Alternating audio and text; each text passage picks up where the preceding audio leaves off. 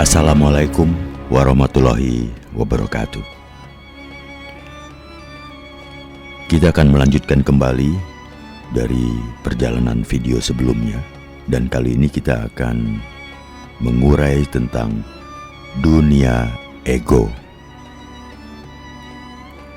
Kita mulai dari pupuh Dandang Gula bait 42 hingga 43. Hidup itu bersifat baru dan dilengkapi panca indera.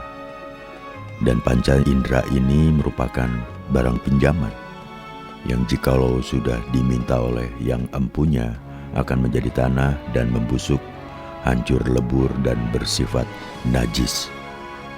Oleh karena itu, panca indera tidak dapat dipakai sebagai pedoman hidup. Budi, pikiran, angan-angan dan kesadaran satu wujud dengan akal yang dapat menjadi gila, sedih, bingung, lupa tidur, dan seringkali tidak jujur. Akal itu pula yang siang malam menjadi dengki akan sesama demi kebahagiaan diri sendiri, bahkan merusak kebahagiaan orang lain. Dengki menyebabkan orang berbuat jahat, menimbulkan kesombongan, menyebabkannya jatuh di lembah kenistaan, dan akhirnya menodai nama dan citranya.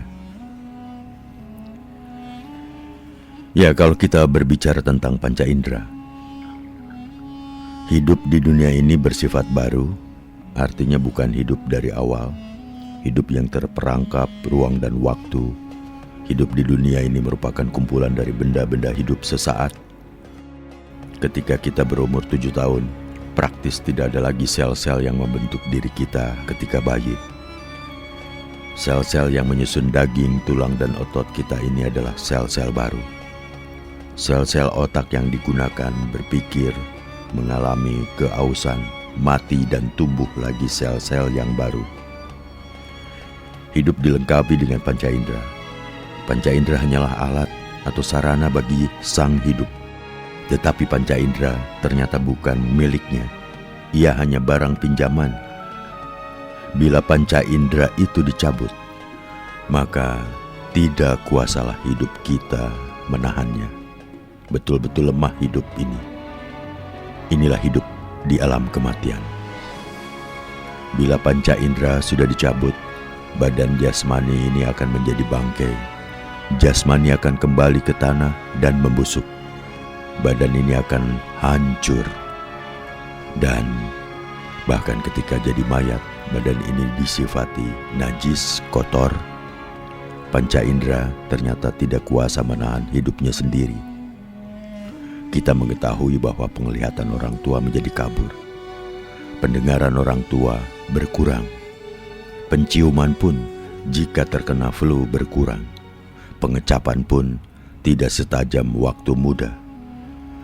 Sensibilitas, kepekaan, rasa jasmani semakin tua semakin hilang. Kehidupan panca indera ternyata dihadirkan untuk menyongsong kematian. Bagi Syekh Siti Jenar, panca indera tidak dapat dijadikan gandulan, pedoman hidup. Oleh karena itu, dalam mencari kebenaran hidup tidak bisa bergantung pada panca indera. Indera hanyalah alat. Ia tidak bisa menyimpulkan makna kehidupan. Pandangan Syekh Siti Jenar ini mendahului Immanuel Kant, seorang filsuf terbesar dalam sejarah filsafat barat modern. Kant berpendapat bahwa indera saja tidak cukup untuk mengetahui kebenaran. Indera memang menerima kesan-kesan dari objek yang tampak. Kesan-kesan yang dicerap ternyata bukan benda dalam dirinya sendiri, tetapi hanya fenomena atau penampakannya saja. Padahal dalam hidup ini sering kita selalu percaya pada indera. Sebelum diketahui bahwa bumi itu bulat, orang beranggapan bahwa bumi itu datar. Bumi itu datar adalah hasil kesimpulan dari indera. Dulu manusia beranggapan bahwa matahari mengelilingi bumi. Akhirnya dapat dibuktikan bahwa bumilah yang mengitari matahari. Ini semua timbul karena manusia berpedoman pada indera. Indera terlalu lemah untuk bisa dipakai melihat kebenaran. Selain mata, praktis, kesan yang ditangkap oleh indera tergantung pada diri pribadi. Bila ada benda bulat, semua orang bisa mengatakan itu bulat. Tetapi bunyi ledakan betul-betul tergantung orang yang mencerapnya. Ada yang menyebutnya dor, tar, der, bang, dan lain-lain. Bunyi yang sama, tetapi berbeda penangkapannya. Kita berebut kebenaran dari hal yang sama, padahal semua itu hasil subjektivitas diri kita berdasarkan kesan yang diterima indera. Lalu apa gunanya indera jika indera tidak dapat digunakan sebagai pedoman hidup? Loh, indera kan cuma alat. Kalau kita hendak mencabut sesuatu dengan tang, tidak berarti tang itu yang bisa mencabutnya. Yang mencabutnya tetap kita. Tetapi untuk bisa dengan mudah mencabutnya, kita gunakan tang. Jadi, bukan indera yang memberitahu kebenaran kepada kita, tetapi kita gunakan indera untuk menemukan kebenaran dalam kehidupan di dunia ini. Indera jangan digunakan sebagai pedoman hidup. Nanti Anda bisa tertipu, seperti tertipunya nenek moyang kita ketika menyatakan bahwa bumi itu datar. Mata kita terbatas sehingga bumi tampak datar. Hampir semua orang tahu bahwa semakin tua seseorang semakin turun daya tanggap inderanya.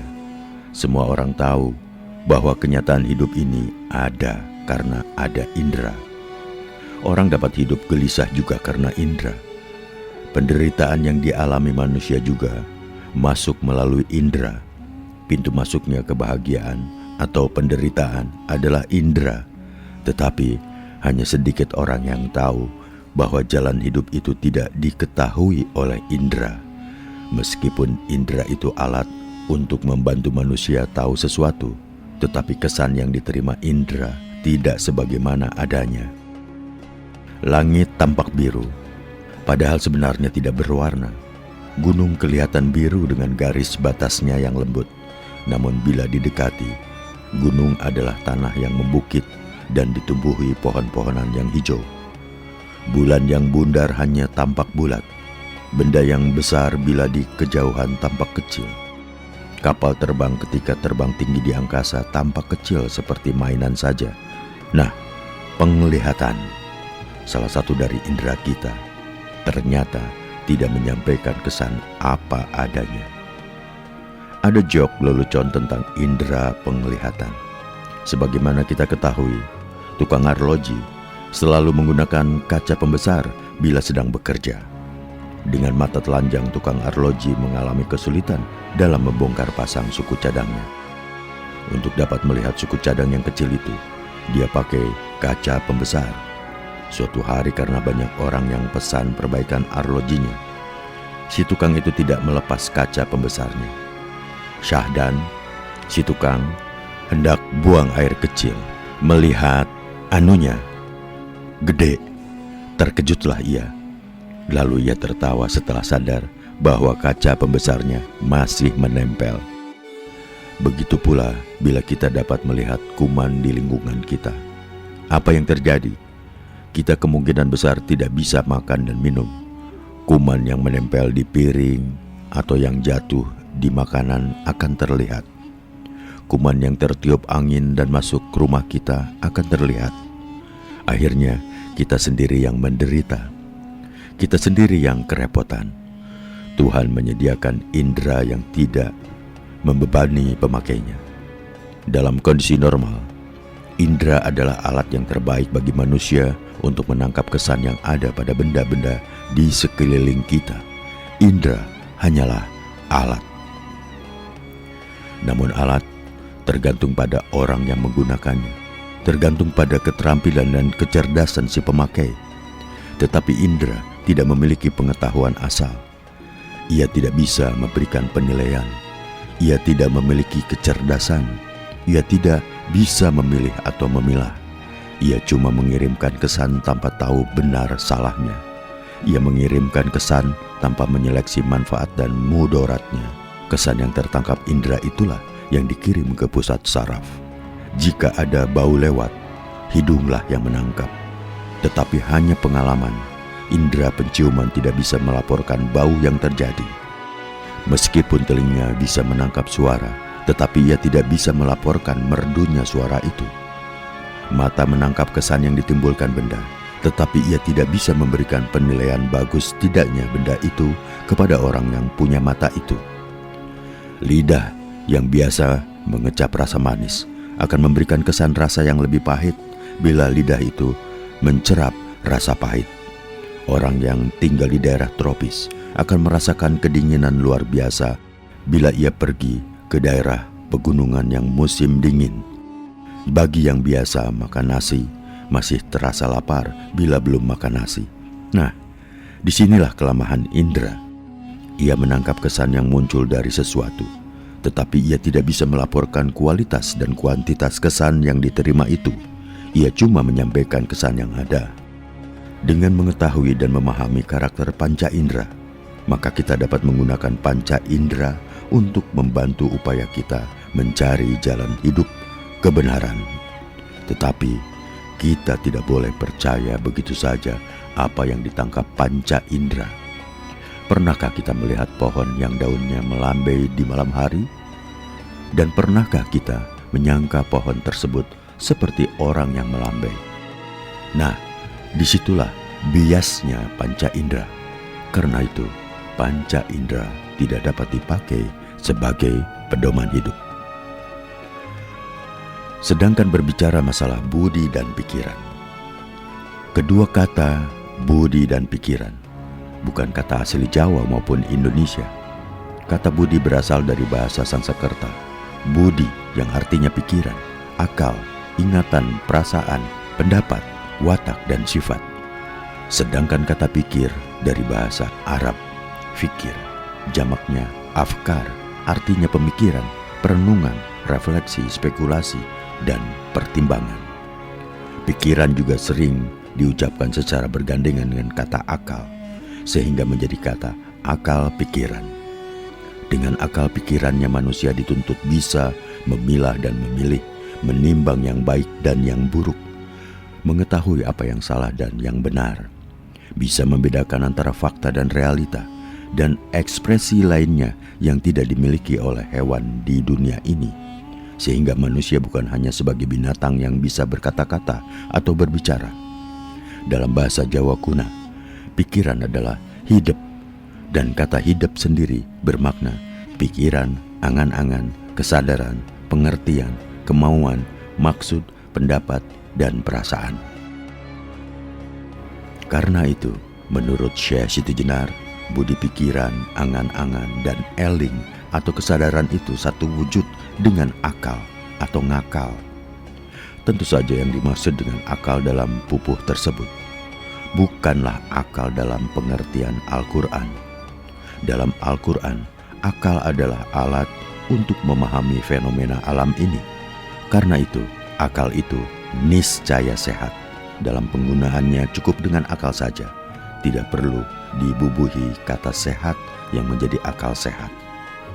Sedangkan kata budi, baik dalam bahasa Jawa maupun Indonesia sekarang, merupakan paduan pikiran dan perasaan yang dapat menimbang baik buruk segala sesuatu. Dalam Jawa kuno, perasaan adalah ambek. Kata rasa berasal dari Sanskerta. Dalam perjalanan sejarah, rupanya kita hidup dan ambek tergusur pemakaiannya, dan pada masa Syekh Siti Jenar, kata Sanskerta dan Arab masuk ke dalam bahasa Jawa, dan artinya sudah berubah dari asalnya. Sehingga kata budi dan pikiran, angan-angan, dan eling atau kesadaran merupakan atribut luar, bukan kodrat yang tumbuh dari dalam. Jadi akal bukan lagi alatnya, Tuhan yang ditempatkan pada diri manusia, tapi hanya bagian dari indera di dalam diri manusia. Akal pada zaman Syekh Siti Jenar sudah identik dengan hawa nafsu dan keinginan, dan sampai hari ini pun akal dalam kamus diartikan pikiran, budi, usaha, ikhtiar, muslihat, tipu daya. Karena itu, ada istilah mengakali atau ngakali yang berarti memperdayakan atau menipu. Lalu ada kata akal-akalan yang artinya dibuat-buat. Dalam kondisi sekarang, akal yang dimaksud oleh Syekh Siti Jenar dapat kita samakan dengan ego yang dapat diartikan menurut diriku, untuk diriku sendiri. Nah, keadaan akal yang demikian ini yang tidak bisa digunakan sebagai pedoman hidup. Akal yang sewujud dengan angan-angan dan pikiran ini bisa gila, bingung, sedih, dan tidak jujur. Akal yang demikian ini tidak bersedia menghadapi kenyataan hidup. Ia lebih suka berangan-angan, membayangkan sesuatu yang belum tentu terwujud. Pikiran gila tidak bisa lagi memahami sesuatu kenyataan. Orang bingung adalah orang yang kehilangan akalnya, tidak tahu lagi apa yang harus diperbuat. Akal model begini ini yang oleh Syekh Siti Jenar disebut bisa sedih, karena merasa kehilangan, dipermalukan, dizolimi, dihina, dibuat menderita, dan lain-lain. Maka manusia yang punya akal ini bisa sedih, karena khawatir, dimarahi, dan tidak dihargai jika berbuat jujur. Maka dengan akalnya manusia berbuat tidak jujur. Budi, pikiran, angan-angan, dan kesadaran tidak dapat dipakai sebagai pegangan atau pedoman hidup, karena kemungkinan bias menyimpang sangat tinggi. Bagi Syekh Siti Jenar, harus ada keberadaan yang lebih tinggi dalam diri manusia. Dia yang lebih tinggi daripada budi, pikiran, angan-angan, dan kesadaran yang satu wujud dengan akal. Siapakah dia yang lebih tinggi itu? Itulah Zat Wajibul Maulana. Zat yang melindungi, yang wajib memimpin. Dan itulah yang mewujudkan semua budi baik. Budi yang menyuruh berbuat akal-akalan dan mengakali orang lain akan membangkitkan kedengkian. Maka rusaklah kebahagiaan orang lain itu. Dengan dengki itu, manusia berbuat jahat dan menyombongkan diri dan akhirnya menistakan dirinya sendiri. Ini semua bisa terjadi bila budi tidak terpimpin. Jadi, selain panca indera, budi pun tidak bisa digunakan sebagai pedoman hidup. Panca indera harus dipimpin budi, dan budi pun harus dipimpin oleh Zat Wajibul Mulyaningrat atau Maulana. Zat ini tidak terikat dengan sebuah nama. Kalau hanya nama yang dilafalkan, maka itu hanya lahir dari ucapan saja, bukan hakikat. Orang lain diakali, kebahagiaannya dirusak demi kebahagiaan pribadinya, hanya karena sebuah nama. Dan di zaman Syekh Siti Jenar, terjadi konflik antara mereka yang memperkenalkan nama Allah dan yang bersikukuh dengan nama Hyang Widi, Hyang Manon, atau dengan nama-nama yang lainnya. Ini semua permainan akal, kata Syekh Siti Jenar. Kembali ke Immanuel Kant, filsuf barat ini menyatakan dengan tegas bahwa indera hanya mencerap kesan-kesan dari objek yang tampak. Yang dicerap bukan objek dalam dirinya sendiri. Yang dicerap cuma penampakan saja, fenomenanya. Karena itu indera tidak dapat dipakai sebagai pedoman. Kemudian Kant membedakan antara akal dan budi, yang oleh Syekh Siti Jenar dipandang sama saja. Keduanya tidak bisa digunakan sebagai pedoman hidup. Bagi Kant, tugas akal adalah mengatur data indrawi. Kesan-kesan yang ditangkap indera itu harus disusun agar menjadi suatu citra yang konkret dalam ruang dan waktu. Pemahaman di tingkat akal ini merupakan paduan atau sintesis antara materi atau data indrawi dan pengertian a priori, yaitu pengetahuan yang tidak diturunkan dari pengalaman. Ia ada di dalam diri manusia, sedangkan budi atau rasio berfungsi untuk menarik kesimpulan dan putusan-putusan yang dibuat akal. Dengan kata lain, rasio berfungsi untuk membentuk atau membangun argumen. Bagi Kant, argumen yang dibuat itu bisa salah jika tidak dipimpin oleh Allah. Coba bandingkan dengan pandangan Syekh Siti Jenar. Budi, akal yang bagi Syekh Siti Jenar itu satu wujud, harus dipimpin oleh Tuhan Wajibul Maulana. Jadi pendapat Syekh Siti Jenar dengan Kan pasti setara. Padahal Syekh Siti Jenar hadir 2,5 abad sebelum Kan. Tapi sayangnya Syekh Siti Jenar ini hadir di tempat yang tidak kondusif untuk mengembangkan pikirannya, sehingga dia harus segera pergi meninggalkan dunia fana ini. Bicara antara Tuhan dan ego. Tidak gampang membedakan Tuhan dan ego. Sering kita ini merasa bahwa yang kita lakukan itu sebenarnya keinginan ego. Tetapi kita dengan mudah berkilah bahwa itu panggilan Tuhan. Sering kita meneriak-neriakan nama Tuhan. Kita katakan membela Tuhan, tetapi sebenarnya hanya karena desakan ego kita. Tuhan itu kan maha besar dan maha perkasa dan tidak terkalahkan. Masa perlu dibela? Yang perlu dibela, dilindungi, itu kan yang lemah. Kita sebut Allah, padahal menyebutnya itu karena dorongan hawa nafsu kita, karena ego kita. Masa ada sih orang menyebut nama Tuhan karena ego? Ada. Banyak sekali kejadian macam seperti ini. Pernahkah Anda melihat orang yang sedang adu jotos atau bertinju? Pernahkah Anda melihat keduanya menyebut God? Suatu hari saya melihat pertandingan sepak bola Piala Dunia di TV. Kedua kesebelasan berasal dari negara-negara yang agamanya sama. Beberapa pemain dari kedua kesebelasan itu memanjatkan doa. Rupanya masing-masing kesebelasan itu berharap diberi kemenangan oleh Tuhan yang sama. Loh, apa enggak untuk kepentingannya sendiri? Egonya. Ketika Irak dan Iran berperang, kita tidak ingin menyelidiki siapa yang benar. Saya melihat TV waktu itu. Tentara dari kedua belah pihak sama-sama sholat. Masing-masing meneriakan Allahu Akbar. Masing-masing menyatakan dirinya yang benar. Masing-masing merasa membela kebenaran.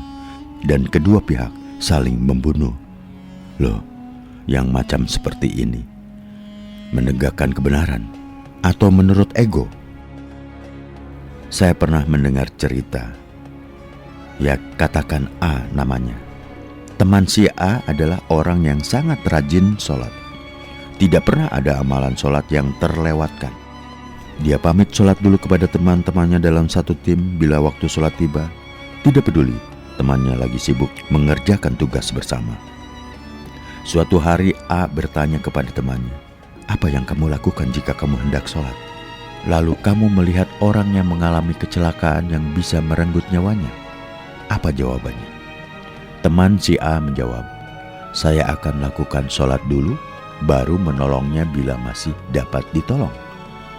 "Bagaimana kalau ia terburu meninggal?" tanya A. Jawaban teman si A ini mengejutkan. Itu namanya takdir. Kalau belum takdirnya, ia pasti masih sempat saya tolong setelah saya selesai sholat. Ini memang betul-betul menaati Tuhan, atau justru karena dorongan egonya yang kelewat besar? Ketika melihat demonstrasi di TV dengan wajah-wajah yang menyeramkan, sambil berteriak-teriak Allahu Akbar, teman saya menyeletuk. Ini lahir dari nurani untuk mematuhi Allah atau untuk membela kepentingannya, egonya? Betapa mudah orang memanggil Allah, Allah, tetapi sikapnya berlawanan dengan kelembutan Allah. Juga banyak orang yang tidak mengenal Allah, tetapi dengan gesit menyebut namanya. Nama Tuhan hanya terhenti di bibir. Cuma di bibir, tidak lebih. Uang rakyat ditelan, penderitaannya dibiarkan. Tuhan adalah Zat Wajibul Maulana yang senantiasa membimbing manusia menuju kehidupan yang baik, sejahtera. Tuhan Ar-Rahman Ar-Rahim yang maha pemurah dan maha penyayang. Agama datang mempunyai misi untuk keselamatan dunia, tentu saja termasuk keselamatan manusianya. Tetapi, kalau kita berbicara jujur, kita tahu bahwa banyak orang yang merasa terancam keselamatannya oleh sekelompok orang dalam agama yang dianutnya. Di setiap agama selalu saja ada kelompok orang yang merasa mempunyai otoritas dalam memaksakan agama. Alasannya, orang tidak boleh dipaksa masuk ke suatu agama. Tetapi kalau sudah masuk, harus dipaksa. Wah, ini namanya sudah bersaing dengan Tuhan. Loh, bagaimana sih orang memerintah pemeluk agama untuk menjalankan syariat agamanya? Kok dikatakan bersaing dengan Tuhan? Apa nggak salah sampean? Nah, ini yang harus dicermati. Ini yang harus diluruskan. Agar dorongan ego itu tidak disamakan dengan seruan Tuhan. Dulu, Syekh Siti Jenar mengingatkan teman-temannya agar mereka tidak membodohi masyarakat. Orang yang sudah berperilaku baik, guyup, saling menghormati, tidak boleh dikatakan akan masuk neraka bila belum menjalankan syariat X, Y, Z, dan seterusnya. Pernyataan orang akan masuk surga atau neraka jelas bukan kenyataan. Itu semata-mata hipotesis, sesuatu yang lahir dari pikiran murni. Agama memang perlu diajarkan dengan benar, sehingga lahir manusia-manusia yang berperilaku benar. Tidak ada paksaan, baik untuk memeluk suatu agama maupun di dalamnya. Mengapa? Karena agama itu diturunkan oleh Tuhan yang Maha Pemurah dan Maha Penyayang. Tuhan memberi apa yang diperlukan manusia sebelum manusia memintanya. Itulah Dia yang Maha Pemurah. Tuhan langsung memberikan imbalan bagi manusia yang berbuat baik. Itulah Dia yang Maha Penyayang. Agama diturunkan sebagai wahana agar manusia bisa berada di jalan yang benar. Tidak ada yang menerima otoritas dari Tuhan untuk memaksakan agama. Bahkan Nabi Muhammad hanya diperintah oleh Tuhan untuk memberikan pelajaran dan tidak untuk menguasai. Secara teori yang mengerti bahwa Tuhan itu Maha Esa, Tuhan yang menciptakan langit dan bumi dengan segala isinya, Tuhan memberi petunjuk kepada manusia melalui nabi, rasul, utusan, dan memberi petunjuk. Bahkan setiap kaum, masyarakat ada pemberi petunjuknya. Perlu kita ketahui bahwa tidak setiap rasul atau nabi mempunyai kitab suci. Beberapa banyak nabi yang telah diturunkan di bumi ini, tetapi cuma ada beberapa kitab suci yang ada di bumi. Padahal setiap kaum ada hadnya. Bukan hanya kaum sebelum Nabi Muhammad yang diberi had, pemberi petunjuk. Bahkan di setiap kurun waktu dalam suatu agama, selalu ada orang-orang yang memberi petunjuk. Orang yang merevitalisasi dan memikirkan kembali ajaran agamanya, sehingga agama itu tidak ditinggalkan oleh pemeluknya. Meskipun Tuhan itu zat wajibul wujud, pasti adanya, tetapi Dia tidak terjangkau oleh indera, budi, dan pikiran. Tak ada sesuatu yang serupa dengannya. Jelas, Dia tidak dapat digambarkan seperti apapun. Dia tidak dapat dijelaskan seperti apa. Karena itu, manusia cuma diberi wahyu agar bisa memberi pelajaran atau petunjuk kepada orang lain. Ada wahyu yang bersifat kitabiah, seperti Al-Quran, Injil, Taurat, Zabur, Zen, Avesta, Weda, Tipitaka, dan lain-lain. Ada wahyu yang bersifat kauniyah, atau kebenaran yang ada di alam raya ini, sehingga orang bisa mengerti bahwa bumi yang mengitari matahari dan bukan sebaliknya. Juga ada wahyu yang diberikan kepada seseorang sehingga dia mengerti rahasia alam. Wahyu jenis ini diterima oleh Syekh Siti Jenar sehingga dia bisa mengerti caranya mati yang benar. Syekh Siti Jenar juga mengetahui jalan hidup setelah orang itu mati. Kitab suci tidak memberikan petunjuk bagaimana menjalani proses mati yang benar. Orang yang telah menerima wahyu dari Tuhan, Allah, apapun jenis wahyu yang diterimanya, akan membuat hidupnya menjadi santun dan berusaha mengarahkan orang lain ke kehidupan yang benar. Ia tidak akan memaksa. Mengapa? Karena fungsinya hanya memberikan peringatan, petunjuk, dan kabar baik agar umat tidak hidup tersesat. Orang yang bisa berkomunikasi dengan Tuhan akan mewujudkan akhlak Tuhan. Berbudi pekertilah kamu seperti budi pekerti Tuhan, kata sebuah hadis. Lalu, apa gunanya Nabi akhir zaman bila masih ada orang yang diberi wahyu? Bukankah kitab suci dan hadis itu sudah mencukupi? Loh, ingat penjelasan tentang indera, budi, dan pikiran. Apa yang disebut kitab suci itu seperti indera dan budi. Kitab suci hanya memberikan tanda-tanda, ayat-ayat yang mengikuti lisan, bahasa, budaya, dan zaman bagi nabi-nabi yang menerima kitab-kitab suci. Esensi kitab suci itu harus dapat dipahami oleh pembacanya. Seorang majikan boleh berhubungan seksual dengan budaknya. Kata kitab suci, itu tidak berarti perbudakan harus dilanggengkan agar majikan bisa menyalurkan nafsu seksualnya kepada budaknya. Ayat tentang perbudakan itu harus dimasukkan laci ketika kita hidup di alam yang bebas dari perbudakan. Tidak perlu lagi ayat itu dihidup-hidupkan lagi. Harus lahir orang yang menerima hikmat dari Tuhan, sehingga bisa menerjemahkan kitab suci dengan penuh kearifan, sehingga kitab itu betul-betul hidup di tengah-tengah umat yang membacanya, sehingga kitab itu bisa menjadi pemandu orang-orang yang membacanya. Contoh konkretnya begini, mana sekarang yang lebih penting? Menerapkan hukum potong tangan pada pencuri atau membangun keadilan ekonomi sehingga tidak lahir pencuri-pencuri? Di sini perlunya hikmat agar bahasa kitab suci itu tidak diterjemahkan dalam kehidupan nyata, karena orang yang mendapatkan hikmat dari Tuhan telah menerima kebajikan dari Tuhan. Ya, orang yang mendapatkan hikmat dari Tuhan sesungguhnya telah menerima kebajikan, kekayaan, kesejahteraan, keuntungan caritas. Dan mereka yang menerima hikmat itu adalah para ulil albab, orang-orang yang akalnya telah dipimpin oleh Tuhan. Orang yang mendapat kebajikan, kekayaan, kesejahteraan, keuntungan caritas dari Tuhan tidak akan benci lagi kepada orang lain. Dan orang bisa mendapat hikmat bila ia mencarinya. Orang dapat memperoleh hikmat jika ia tidak berlaku zolim, karena Allah tidak memberikan petunjuk kepada orang-orang yang berlaku zolim. Nah, siapa yang dimaksud orang-orang zolim itu? Orang zolim tidak berkaitan dengan pemeluknya atas sebuah agama. Ia ada di dalam dan di luar sistem agama. Ia bisa terjadi dalam Islam, Yahudi, Kristen, Hindu, Buddha, dan lain-lain. Yang jelas, orang zolim adalah orang yang merugikan orang lain, langsung maupun tidak langsung. Kalau kita menyimak Al-Quran, pertama, seseorang disebut zolim bila ia mau menang sendiri. Ia tidak bisa menerima argumen orang lain. Kedua, orang yang hanya mau mengakui kebenaran golongan atau kelompoknya sendiri, bahkan orang lain dipaksa untuk mengikuti kebenaran yang mereka klaim itu. Golongan lain dianggap tersesat dan tidak berpijak pada kebenaran. Ketiga, orang yang mengada-ngada dan menyesatkan orang lain.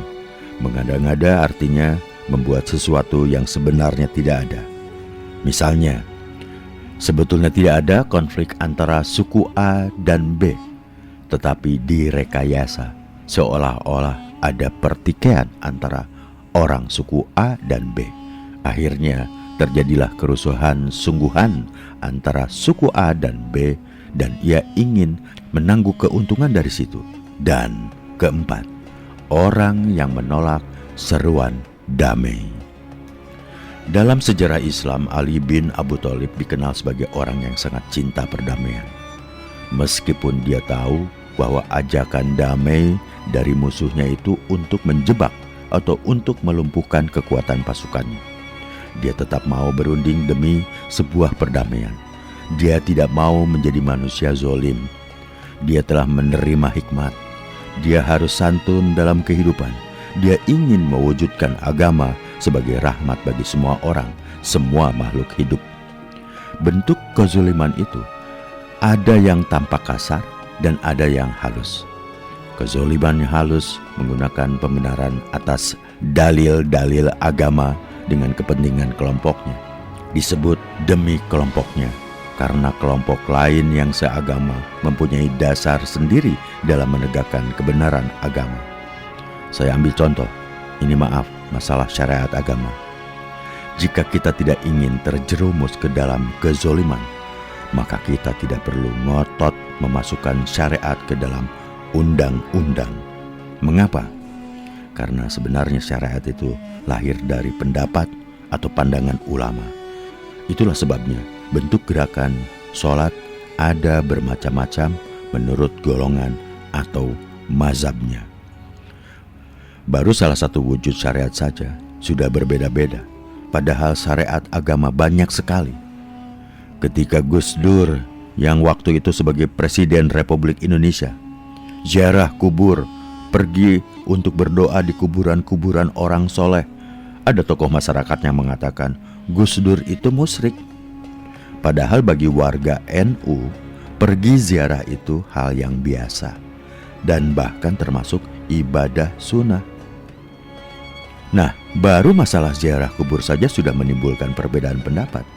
Karena itu, pendapat suatu golongan tidak boleh dipaksakan penerimaannya, lebih-lebih melalui undang-undang. Di zaman Syekh Siti Jenar, ada kelompok ulama yang memihak raja dalam pengamalan syariat agama, dan ada yang tidak mau terjebak kekuasaan. Syekh Siti Jenar termasuk orang yang tidak mau mengkaitkan dirinya pada kekuasaan dalam menjalankan kehidupan beragama. Dia memilih hidup beragama yang independen, bebas dari kekuasaan raja.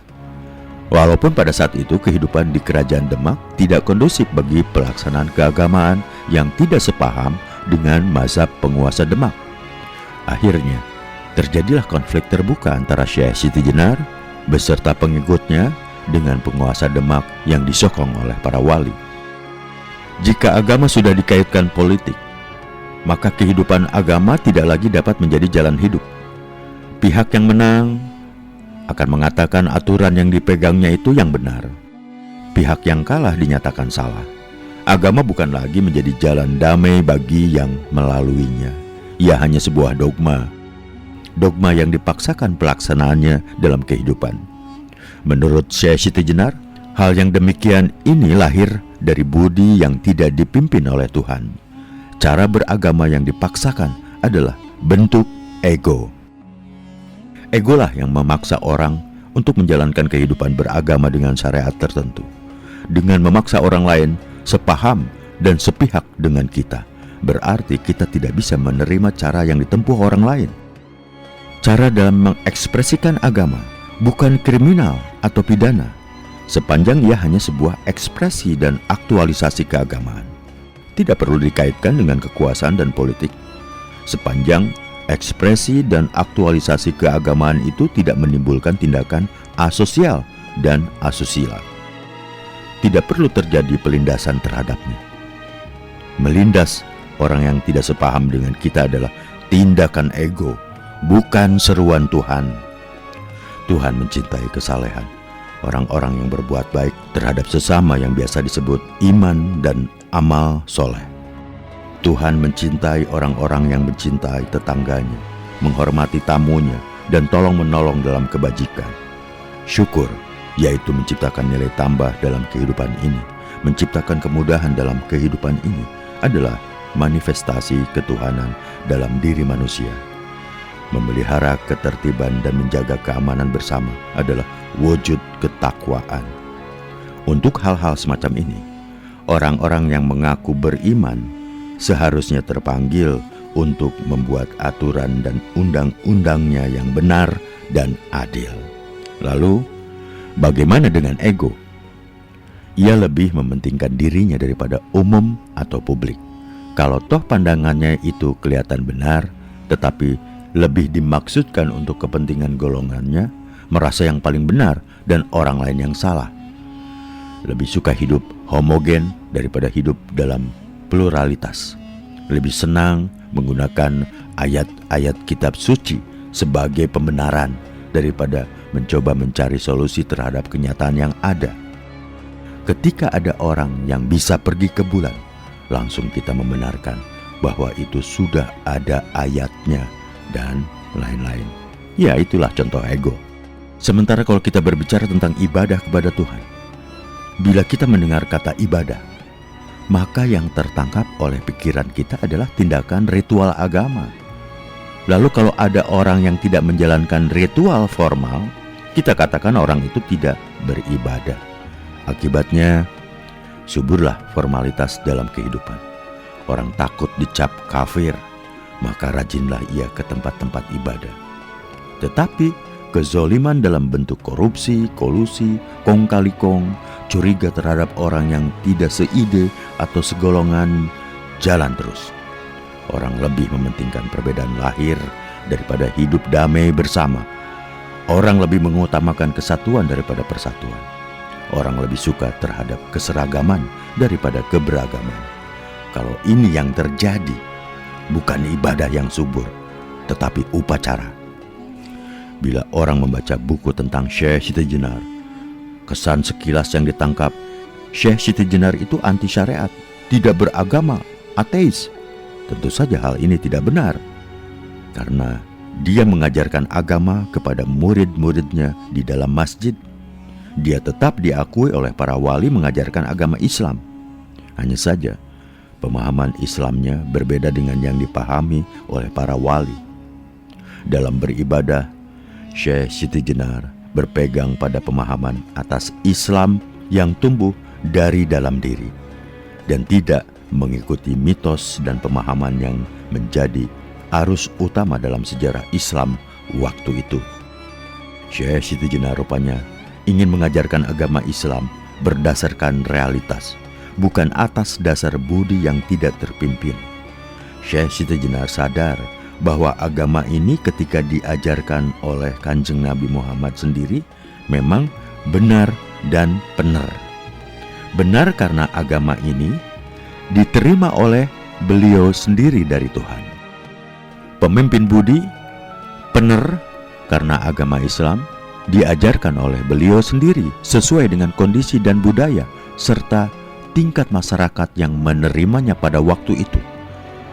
Agar agama ini tetap dianut secara hanif, lurus, makanya di dalam Al-Quran banyak ayat yang memerintahkan manusia untuk berpikir, bertafakur, bertazakur, bertadabur, dan bernalar.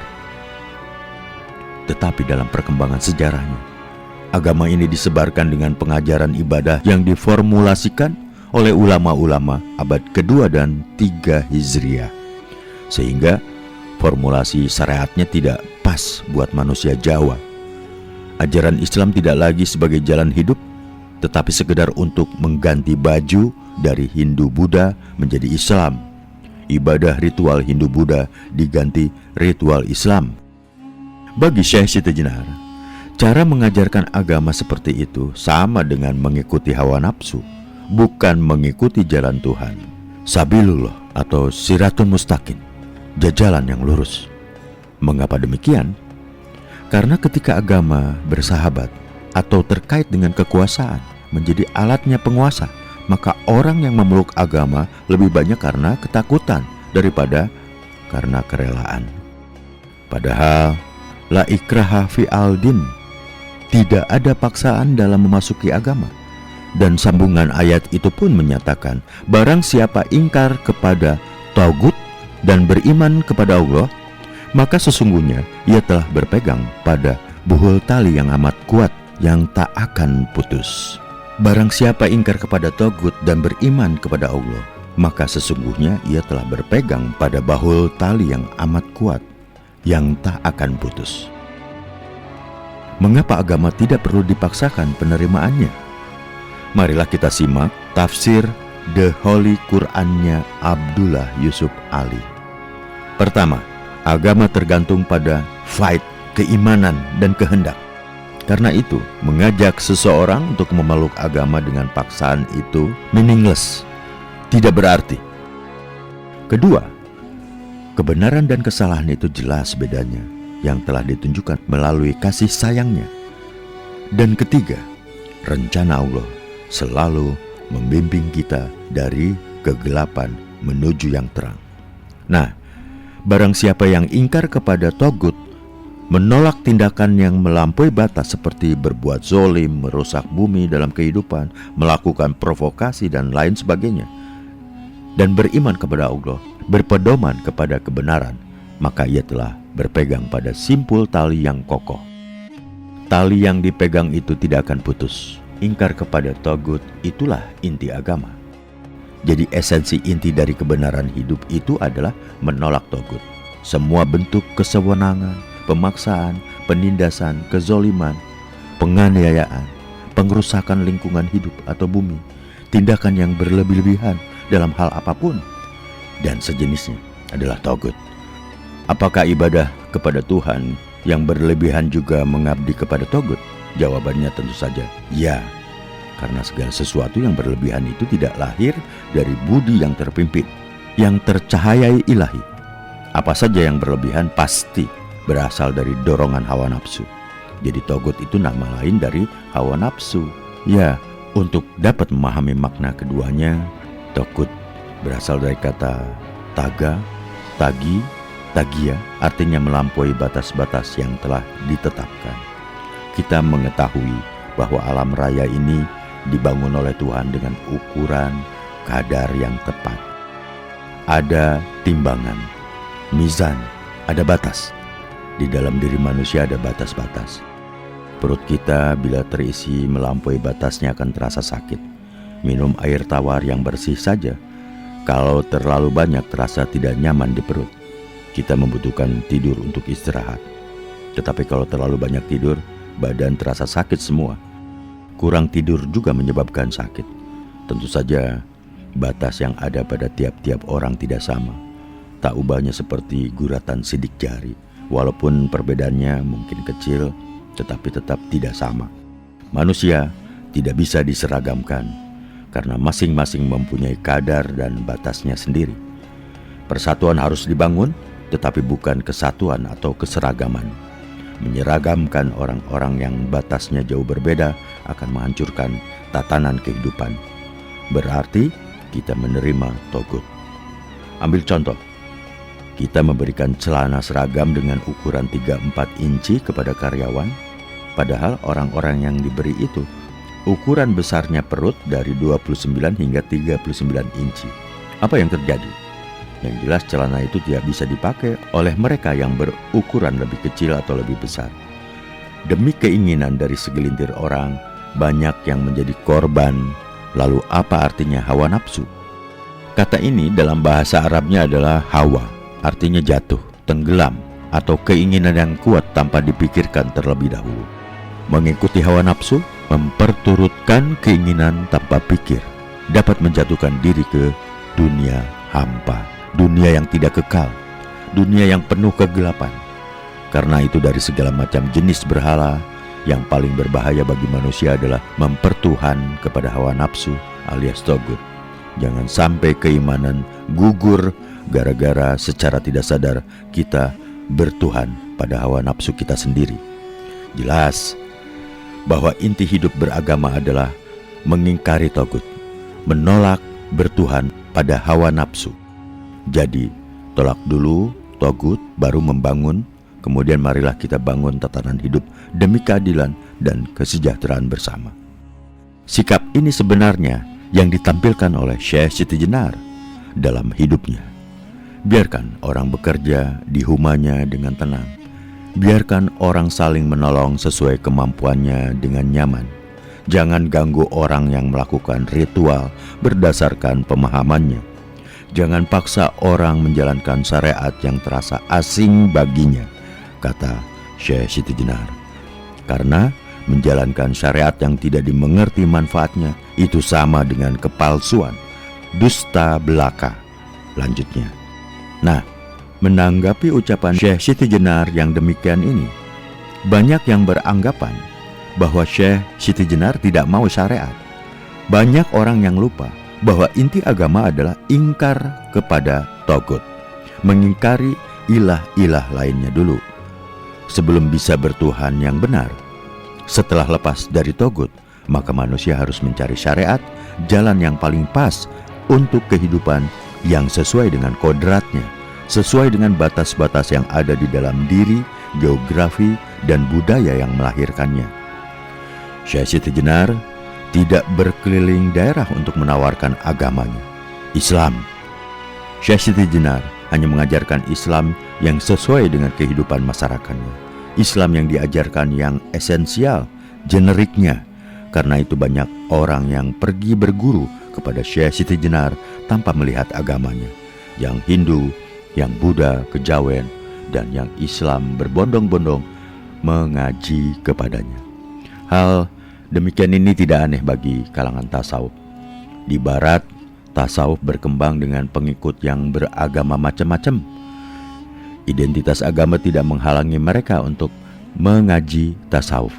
Di zaman Syekh Siti Jenar, orang yang agamanya berbeda bisa berguru kepadanya tanpa harus meninggalkan agama asalnya. Ibadah yang diajarkan tidak sesempit yang ada dalam arus utama pemeluk Islam pada waktu itu. Maka, iyyaka na'budu, hanya kepada Engkau kami beribadah, betul-betul dipahami, dihayati, dan diamalkan oleh Syekh Siti Jenar. Bagaimana dapat disebut ibadah hanya kepada Tuhan bila masih ikut-ikutan? Apakah bisa disebut ibadah kepada Tuhan jika karena ketakutan, apalagi dipaksakan? Bagi Syekh Siti Jenar, orang yang mengerjakan ladangnya dengan benar, itu disebut ibadah. Ketika menempatkan benih ke dalam lubang tunggalan sambil ingat Yang Maha Kuasa, itu sholat. Membajak tanah dengan mengingat namanya, itulah sholat. Jadi, ibadah dalam pemahaman Syekh Siti Jenar adalah pengabdian yang nyata, bukan berbuat atas dasar angan-angan. Kalau orang ingin kenyang, ya harus makan. Kalau ingin punya uang, ya harus bekerja. Kalau ingin ilaihi roji'un, kepadanya kita kembali, ya harus tahu jalannya. Dan jalan Tuhan itu telah dibuatnya di dalam diri kita. Nah, kalau mau tahu ibadah yang benar, ya cari di dalam dirimu sendiri, ujar Syekh Siti Jenar. Bagi Syekh Siti Jenar, zakat bukanlah membelanjakan sebagian harta bila sudah sampai nisabnya dalam 1 tahun. Zakat adalah menolong orang yang kekurangan, menolong orang untuk bisa memperoleh pekerjaan. Itulah zakat. Mengajak tetangga untuk bekerja di sawahnya, lalu mereka mendapatkan bagian dari hasilnya. Itulah zakat. Kalau kita mau menghayati perintah zakat di dalam Al-Quran, ya seperti yang dipraktikkan oleh Syekh Siti Jenar. Karena itu, bentuk atau aturan zakat yang 2,5% dari harta itu tidak ada di dalam Al-Quran. Juga bila sudah punya 40 ekor domba dalam setahun, dizakatkan yang seekor tidak ada di dalamnya. Model zakat yang kita kenal memang dipraktikkan oleh Nabi Shallallahu Alaihi Wasallam, tetapi itu untuk memberikan solusi ekonomi yang sesuai dengan kondisi dan budaya di Timur Tengah. Saudara jangan mengarang sendiri, kata kalangan formalis. Rasulullah Shallallahu Alaihi Wasallam itu telah menunjukkan hal yang terbaik buat umat manusia. Lanjutnya, istighfar, minta ampun kepada Tuhan. Jangan berbuat bid'ah, nanti masuk neraka, pinta mereka selanjutnya. Sekarang ini banyak pihak yang ingin merumuskan kembali zakat di kehidupan yang modern ini. Mereka mulai mengerti bahwa petani Indonesia yang dikenakan zakat 5% itu lebih berat daripada zakat perdagangan yang 2,5%. Sebaliknya, zakat sebesar 2,5% itu terlalu kecil bagi mereka yang bergerak di bidang jasa seperti dokter, konsultan, pariwisata. Bahkan kalau kita ingat sistem pajak sekarang ini, yang besarnya mulai dari 10% hingga 30% dari keuntungan bersih atau dari gaji, maka makna zakat sekarang ini menjadi kadaluarsa. Loh, pajak dan zakat kan beda. Itu hanya masalah cara dan aturan. Di Malaysia, zakat disisihkan dari pajak yang dipungut. Jika ibadah itu bukan ritual, lalu apa yang dimaksud dengan ibadah? Marilah kita sama-sama memperhatikan kamus. Loh, kok diajak melihat kamus? Bukankah ibadah itu perwujudan agama? Mengapa kita tidak mempelajari Al-Quran dan hadis saja? Loh, kamus itu kan kumpulan kata-kata yang secara nyata sedang atau pernah dipakai dalam kehidupan sehari-hari. Kamus itu bukan karangan. Kamus juga bukan pendapat. Kamus juga merupakan kumpulan kata yang sedang atau pernah ada dalam tuturan. Sedangkan kata merupakan bunyi ungkapan atau ekspresi apa-apa yang pernah dilakukan manusia dalam suatu daerah dan kultur tertentu. Ibadah atau diucapkan ibadat berarti dari kata Arab abada, yang artinya melayani, menyembah, menghambakan diri, mengikat diri, menundukkan diri, mencintai dan memuliakan. Nah, karena itu terlalu sempit jika kata beribadah diartikan menyembah. Dan Tuhan tidak butuh disembah, karena Dia maha besar dan maha kuasa, bukan karena disembah oleh hamba-hambanya. Justru Tuhan memerintah manusia agar ibadatnya hanya ditujukan kepadanya. Dan itu untuk kesejahteraan dan keselamatan manusia sendiri. Peribadatan bukan untuk Tuhan, tetapi untuk manusia itu sendiri. Lalu apa arti yang pas dari kata ibadah itu? Ya, salah satu artinya yang sesuai dengan ayat-ayat Al-Quran adalah melayani. Hanya Tuhan yang patut dilayani. Tuhan tidak butuh disembah, tetapi hanya Dia yang harus dilayani. Jika seseorang melayani Tuhan, maka Tuhan ganti melayani orang lain. Bukankah dalam Al-Quran dikatakan, berzikirlah kepadaku, niscaya aku berzikir kepadamu. Lalu di ayat lain, aku mengabulkan permohonan orang yang meminta kepadaku.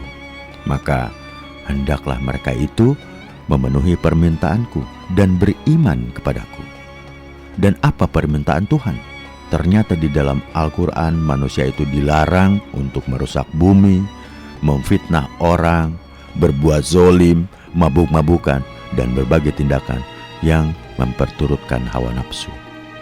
Di samping ada permintaan yang bersifat larangan, ada pula permintaan yang bersifat perintah, yang berupa perintah berbuat adil baik terhadap musuh maupun bagi keluarga sendiri, menebarkan kasih sayang, membangun persaudaraan manusia yang lintas agama, budaya dan bangsa, memberikan pertolongan dan perlindungan bagi yang lemah. Mustadafin, permintaan ini harus dibarengi pula dengan keimanannya kepadanya. Iman bukan hanya sekedar percaya. Kalau yang ini anak kecil pun bisa, tetapi iman sebagai perwujudan hati yang aman, jiwa yang rela. Baru kali ini saya tahu kalau iman itu perwujudan dari hati yang aman. Aman dari apa? Ya, tentu saja aman dari kedengkian, hasud, dendam, iri hati, sombong, merasa sok, dan berbagai macam sifat negatif. Kata orang tasawuf, untuk mendapat bimbingan Tuhan secara langsung, manusia harus bertahali, mengosongkan hati dari berbagai sifat negatif. Kemudian bertahali yaitu menghiasi diri dengan berbagai macam sifat yang positif. Nah, bila hati manusia sudah aman, maka bersemayamlah Tuhan di dalam hati. Bukankah langit, bumi, dan seisinya tidak akan mampu menjangkau Tuhan? Tetapi hati seorang mukmin mampu menjadi tempat bersemayamnya Tuhan. Hati aman jika ia sudah tenang, tidak bergolak. Karena itu, iman sebenarnya juga hasil perjuangan manusia untuk menenangkan hatinya. Makna ibadah yang lain adalah mengikatkan diri kepada Tuhan, juga disebut menundukkan diri di hadapan Tuhan.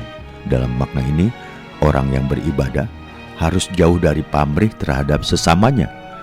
Dan cara untuk menundukkan diri pun tidak bisa diprogram oleh orang lain, juga tidak dapat diatur oleh orang lain. Sama dengan orang-orang yang mau makan, batas kenyangnya tidak dapat ditentukan oleh orang lain. Jika masih diatur dari luar dirinya, berarti tunduk pada ego orang lain. Mengikuti kehendak sendiri tidak sama dengan bertindak tidak semena-mena, semau gue, atau seenaknya gue, atau seenaknya sendiri. Karena mengikuti kehendak sendiri itu lahir dari pencarian makna hidup, bukan karena kefrustasian. Dunia ego memang harus ditaklukkan. Karena ego yang menguasai manusia ini sebenarnya bukan wujud yang kekal. Ia ada tanpa rupa, tetapi mampu memikat manusia yang hidup di dunia ini. Ia bagaikan angin yang berhembus semilir. Kadang ia datang pada diri manusia dengan kesejukan, kadang juga datang dengan kegerahan. Perang yang selalu menghantui manusia juga wujud ego. Dan perang yang paling besar adalah melawan ego. Ia datang dan pergi dalam dada manusia, tidak pernah benar-benar keluar dari dada manusia. Kadang ego menyelusup dalam pikiran. Anas Lain kali ia mendorong perasaan al-jamaat, baik yang turun dari pikiran maupun yang muncul dari perasaan. Keduanya berkutat di dalam dada, membuat gelisah manusia. Nah, manusia harus bisa memisahkan budi yang tidak terpimpin dari Tuhan, Zat yang Maha Pelindung bagi hambanya, kata Syekh Siti Jenar. Jika manusia sudah mampu memisahkan maujud budi yang tidak terpimpin dengan zat wajibul maulana, maka manusia akan dapat menerima jenis kehendak yang lain. Kehendak apa itu? Kehendak untuk memusnahkan ego, bukan hanya mengalahkan, tetapi memusnahkannya dengan cara melepaskan selubung-selubung ego, seperti melepas anak panah yang tidak diketahui lagi di mana busurnya. Syariat, tarekat, hakikat, dan makrifat lenyap tanpa terpikirkan. Pada saat itulah manusia mengetahui dirinya, tujuannya, dan akhirnya manusia winenang, mendapat kewenangan untuk menentukan jalan hidupnya. Para ulama disebut sebagai ahli waris para nabi, bukan pewaris, tetapi ahli waris, orang yang menerima warisan dari nabi-nabi. Warisan macam apa yang diterima para ulama? Ya, warisan kenabian, meskipun tidak menjadi nabi. Ciri pokok nabi itu adalah antara nabi yang satu dengan yang lain tidak saling menyalahkan. Meski nabi-nabi itu mengajarkan syariat yang berbeda, perbedaan itu timbul hanya di tingkat teknikal, hal-hal yang bersifat teknis. Setiap nabi mengajarkan sholat atau doa, tapi cara mereka melakukan sholat itu berbeda-beda sesuai dengan kondisi lingkungannya, kondisi budaya masyarakatnya. Seandainya sholat dalam bentuk yang kita saksikan sekarang ini tidak ada di masa sebelum Islam, maka mereka akan kesulitan menjalankannya. Juga seperti haji, sebelum Islam datang mereka sudah menjalankan ibadah haji setiap tahunnya. Hanya saja ada improvisasi, perbaikan pelaksanaannya. Hidup yang sebenarnya adalah hidup yang tidak membutuhkan pertolongan dari sesamanya. Hidup yang mandiri, jika masih tergantung kepada orang lain, belum hidup yang sejati. Dan kalau toh ada pertolongan, itu hanya dari Dia. Manusia memang harus meminta pertolongan hanya kepada Dia. Itulah yang dinyatakan dalam surat Al-Fatihah. Iyyaka nasta'in, hanya kepada Engkau kami mohon pertolongan. Dan pertolongan yang utama adalah menemukan jalan yang lurus. Jalan lurus itu adalah jalan kembali kepadanya atas kehendaknya sendiri.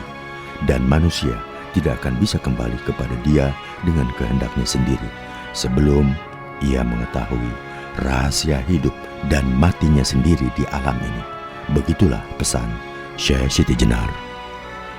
Demikian yang bisa saya sampaikan. Terima kasih atas perhatiannya. Wassalamualaikum warahmatullahi wabarakatuh.